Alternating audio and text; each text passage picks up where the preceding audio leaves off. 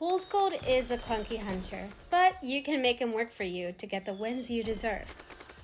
A big part of the process is trusting in your snipes and taking every chance you get. But what does that even mean? Let's look at a few of my rank matches playing Fool's Gold. Starting off in Arms Factory, we have a Puppeteer, a Cowboy, a Fair Lady, and a Prospector. Why is he here? Am I not Prospector? So first I'm going into middle because I'm not too worried about who I'm chasing. And you can kind of tell because I'm chasing a Puppeteer, which maybe is not the best choice, but in this case it worked out. I'm taking the up-down build with detention and the window blocker because I don't really like using blink even though it's the same cooldown as teleport nowadays. Teleport is my best friend and I would so recommend using it on Fool's Gold and Naiad. That's one of my other mains. But we got a hit on Puppeteer and a chip hit. Here's where you have to just trust yourself and I don't know what, make a choice to get out of the pallet. Anyways, here we hit him down because you kind of predict where he's going and maybe he won't think about what he's doing. A lot of it is prediction and not caring that Cowboy's right there to snatch him up. Because he did put him down instantly, which maybe wasn't the best choice. Then he misses this Cowboy lasso. And I can chair him in middle. Cowboy has a hit, so he's not going to rescue.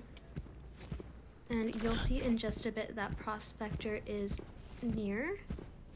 And either Cowboy or Prospector are getting tinnitus. It did end up being Prospector coming to rescue. And he did a good rescue. I didn't get them both down, and I did not get a hit on him. Even though that probably would have been a better choice to do. But I just like to change targets sometime and just get the main person that I'm trying to chase down. Down, down, down, down to the floor. Here you see I could have hit the Cowboy or the Fair Lady. I can't tell who that was right now.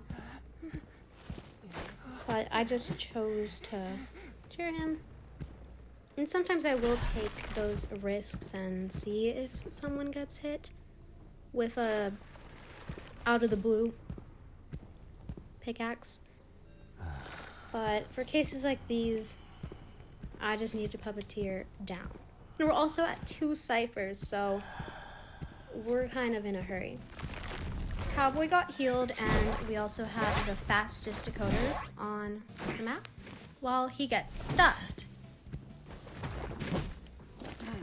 Why did he get stuffed? He's rushing too much, and I can just hit him down with a pickaxe. You could also put the pickaxe down and time it correctly so that when you hit a survivor, you'll pull back and automatically stuff them. This would also work to get an automatic chip hit on a survivor that was chaired, which is something that I tend to do a lot, and you'll see it here with the Cowboy. If you can't get something that you intended to do, just do the next best thing, like getting this Prospector down. Because Cowboy will be a little bit tough to chase, but he's going to be the slower decoder in this case. I don't want him to be my first chase when Prospector's right there. Each time that there's this pallet hit thing where I'm expecting to get a survivor down, I'll sort of tilt my thumb on the left side of the screen to make it so I don't get a pallet stun. But I still tend to get pallet stunned a lot. I walk into them non-stop. Now, Faro is not decoding, so she's obviously going to rescue. And I just took a shot, and even though I couldn't see her, I kind of trust that I'll be able to get the survivors down anyways, even if Faro rescues.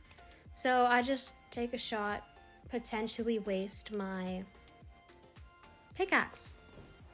And there we go. We won that match. Okay, we're back in another match, and this one's in Moonlit. This one is not a win this time, but rather a tie because of both Survivor and Hunter mistakes.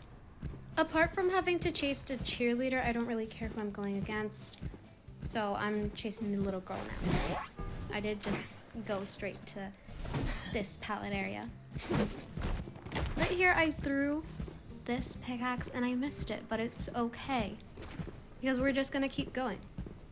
This match overall is made of foolishness incarnate because I'm throwing down the pickaxe for every place that I would not advise you to put it at, but taking a chance still.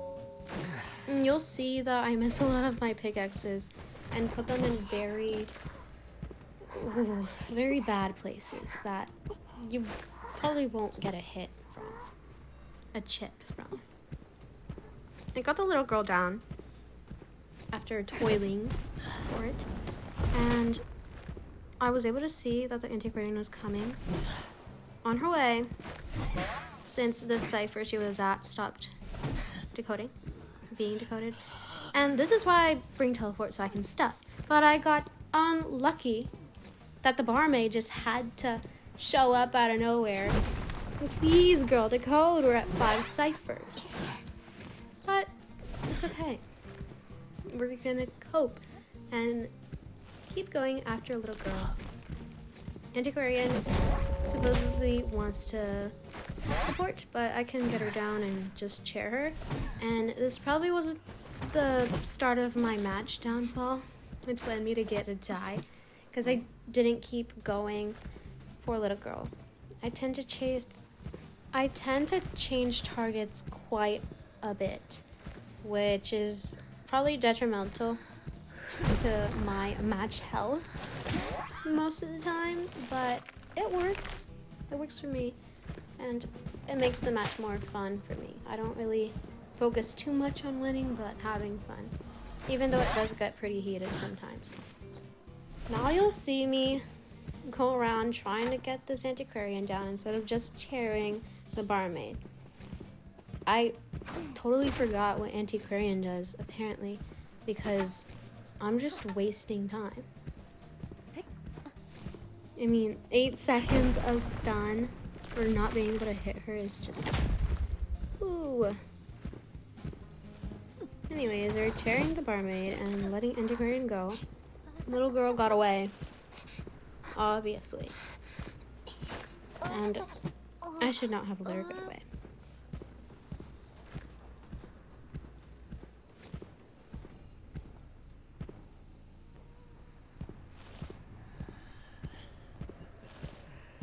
Barmaid got rescued by the cheerleader, which finally showed her face in the match.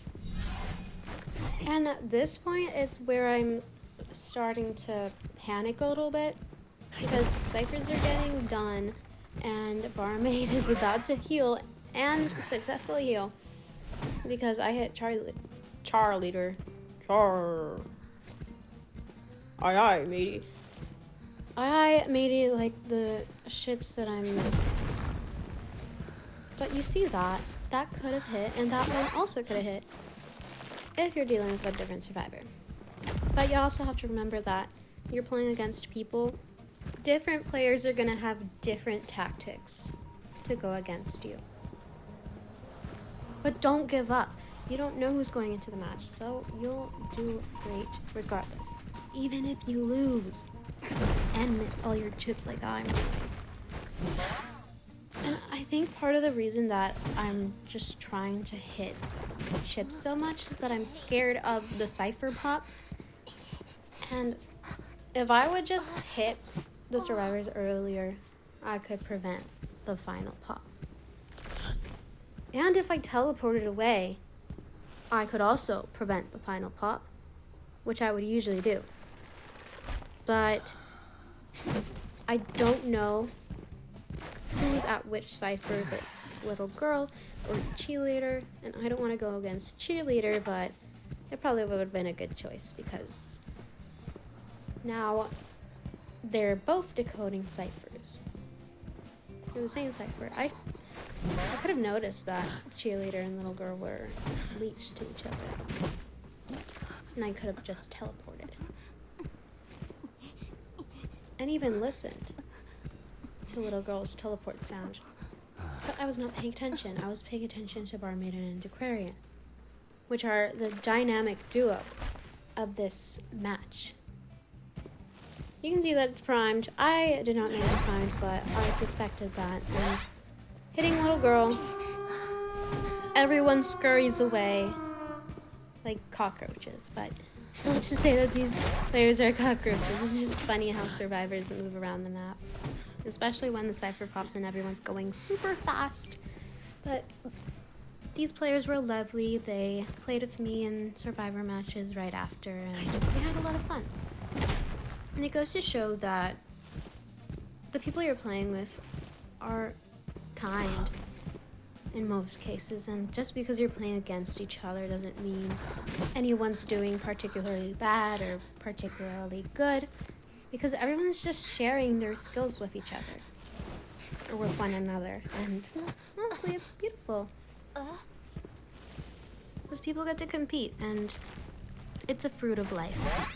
Now, don't do what this Antiquarian did.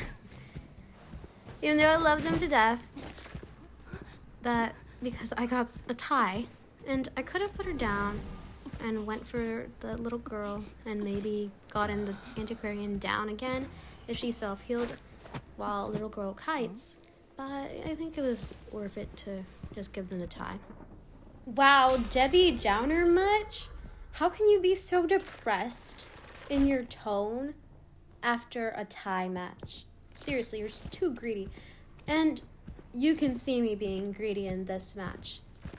I need to just put survivors in a chair and stop changing targets. But alas, that's not what I did. Anyways, we're chasing Batter because I main Batter. Or at least I can say that I main Batter because I have his first S tier, but that's another story. I used to be a first. Not a first. I was an S badge. I was, I think, top 4 at one point. Yeah, I was 4th. Batter. Anyways, we're not talking about Batter. We're talking about Fool's Gold.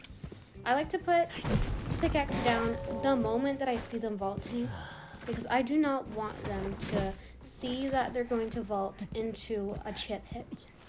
That's how you don't manage to get chips on them. I saw through that little crack in the wall someone lurking around, so I put, naturally, the pickaxe down and no one got hit. So someone's taking their sweet darn time while I'm here lingering, dawdling around, wasting time that people are using to decode. Anyways, I couldn't get a chip hit on her, so I couldn't manage the stuff minus the terror shock. Oopsies. I waited for the line to approach, and when the line appeared, no, when the line was about to disappear is what I mean. Pick your words wisely. I hit, which is what you expect from a hunter.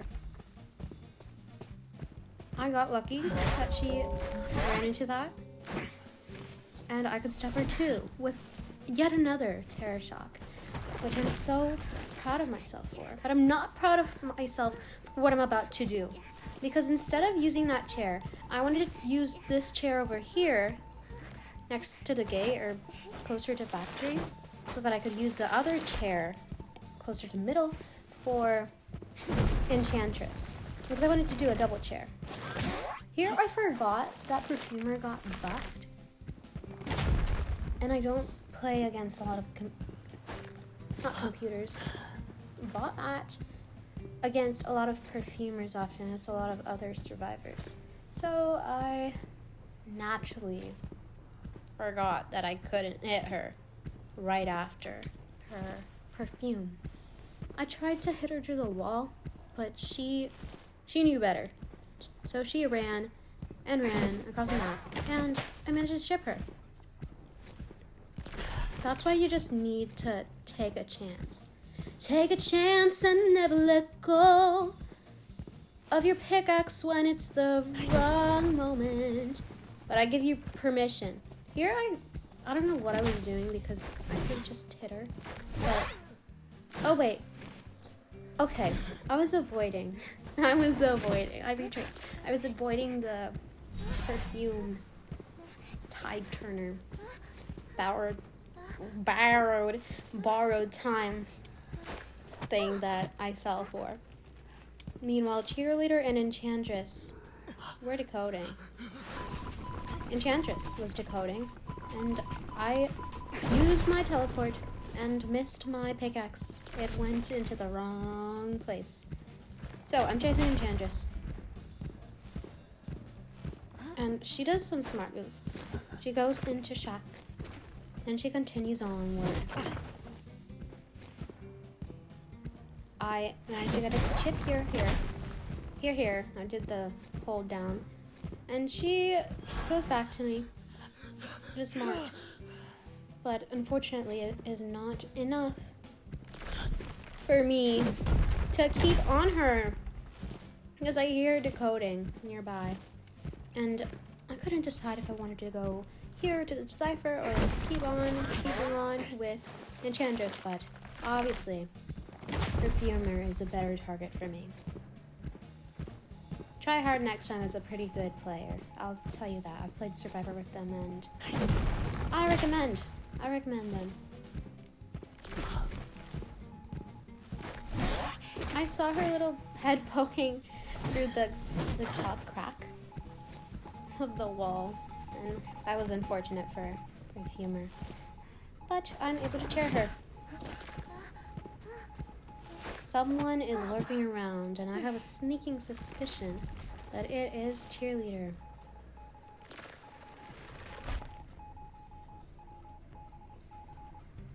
There she comes. Oh, I think that I found myself a cheerleader. She's always right there, so I can chip her. And I'm just waiting and wasting time for my pickaxe to run out of time. You see that? Y'all see that? I meant the pickaxe coming back and popping her, but also the blood trail too, which are green. I put them as green. Weirdo. And Enchantress doesn't get up.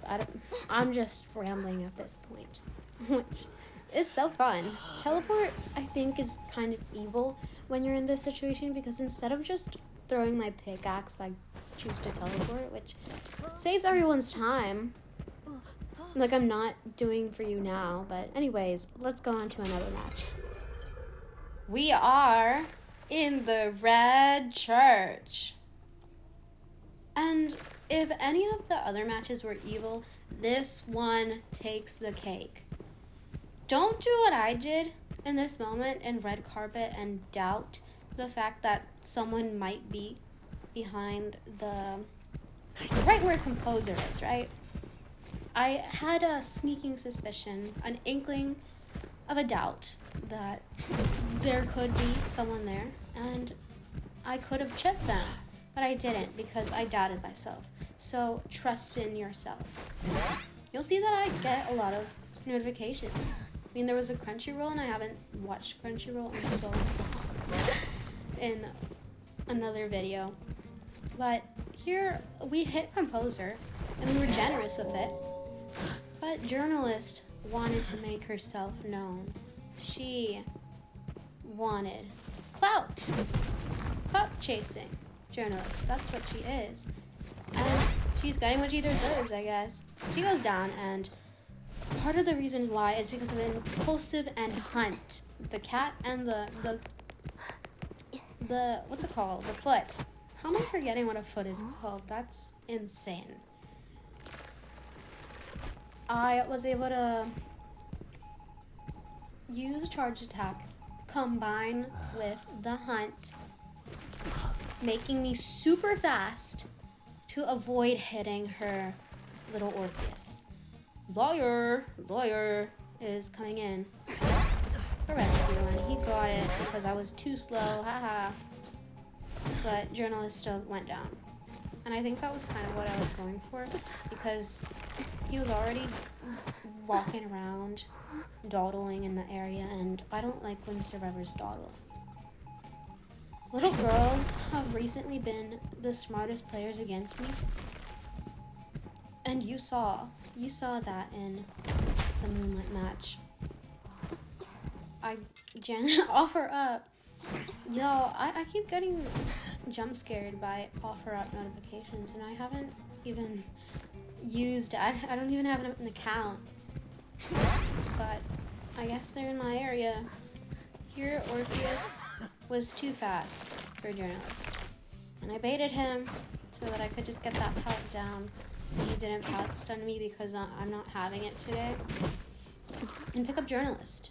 And now you'll see why people end up struggling. Even though I don't think I have giant claw, if that's what it's called. But I take too long to get survivors to the chair. Tell me why this composer did not get chip hit, even though, that's why. But it's okay, because I got a full hit on him, because for some reason he was trying to vault again and get shot in the same window when I've just vaulted. I support you. I support you for that choice. It's definitely a choice. I see a little girl teleporting, and for some reason I thought that she would be where she teleported from, which was a bit concerning. Because what is going on? Who told you? This is where you need to imagine yourself playing Survivor, which is going to help you so much with Fool's Gold, especially because it's about predicting what the survivors are doing, if they don't want to be playing the match in the moment, or if they're super hyped and they know they're gonna win. You need to decode with them so that you can rocket chair against them. Isn't that so smart? My brain, boom, kaboom. I'm trying to find where the tinnitus is coming from, which the fruits of my labor is not, it's not going good. They both healed, but it's okay, because I trusted myself. I could have paid more attention and seen the blood trails, but I did not, or the grass trails. I got that chip, and that's naturally something that you should master with Fool's Gold, just getting those pallet chips. But I tend to do them against the skinny trees that are not, they're not trustworthy. And from far away, you can't see, you just gotta take the chance and see if something hits, because maybe they won't expect it, like this. I tend to focus on getting those end of object hits because they're a bit thinner and they'll have more space for the survivor to get hit from, instead of a wall, which is easier to avoid unless you're in a thin corridor. Here I'm trying to find where the little girl is, because I know she's around there somewhere, but I don't know quite where she is. We're cutting. Lawyer, that was an interesting choice. I'm not sure if the Perfumer from the Arms Factory match and this lawyer had their camera pointed at me so they would see that I was near them, but it's okay. Here I assume that little girl is in this area again, because I knew that she was over there, and here, I'm so evil. I couldn't just break the pallet and walk to her? Seriously?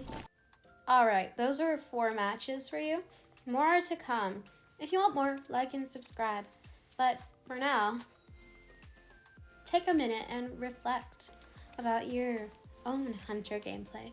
Or Survivor if you swing that way. Are you doing good in your opinion, and what others say are doing good? And does that even matter? You're just having fun on a little puppet game, Coraline game, where you can make hearts and thumbs up with a hunter in a disco ball frenzy public map, which I'm so happy because remembering Alicia Online, which is a horse game that I used to play a lot before it shut down and I couldn't play it anymore, we would be able to just hang out and be ourselves. Peace. Merry Christmas.